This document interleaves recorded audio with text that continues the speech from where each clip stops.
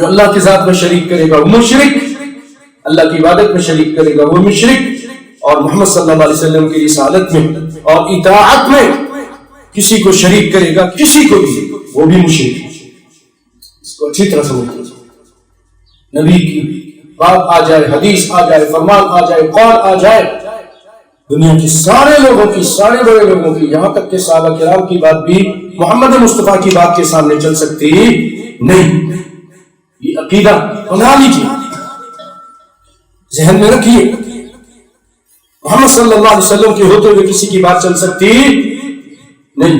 لا الہ الا اللہ محمد رسول اللہ، کلمہ پڑھا ہے، اس سے وفا کیجیے، اس سے بے وفائی اور دغا مت کیجیے۔ سیدنا عبداللہ بن عباس کے پاس کچھ لوگ آئے مسئلہ پوچھنے کے لیے، آپ مسئلہ بتائیے۔ آپ نے قرآن اور سنت کے مطابق مسئلہ بتایا کہ رسول اللہ نے ایسا فرمایا، ایسا فرمایا۔ تو لوگوں نے کہا، اے عبداللہ بن عباس، آپ کہہ رہے ہو رسول اللہ نے ایسا فرمایا، ایسا فرمایا، ابو بکر تو ایسا کہتے ہیں، عمر تو ایسا کہتے ہیں، رضی اللہ عنہم اجمعین۔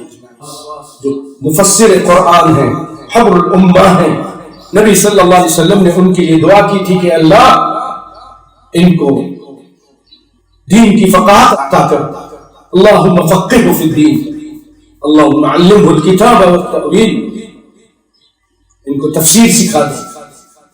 یہ وہ عظیم صحابی ہیں، مفسر قرآن، یہ فرماتے ہیں کہ تکاد السماء ان تمطر علیکم حجارہ اقول لکم قال رسول اللہ صلی اللہ علیہ وسلم کذا وتقولون قال ابو بکر کذا وقال عمر کذا۔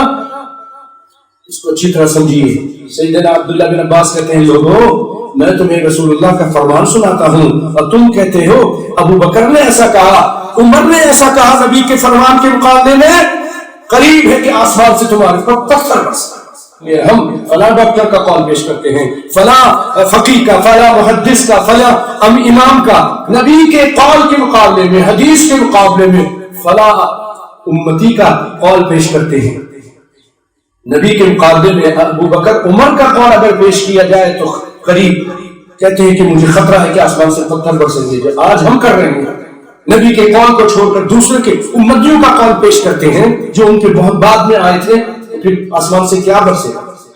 اللہ اس کے رسول سے بے وفائی مت کرو۔ جس کا کلمہ پڑھا ہے اس کی بات مانو، اللہ اس کے رسول کی بات مانو۔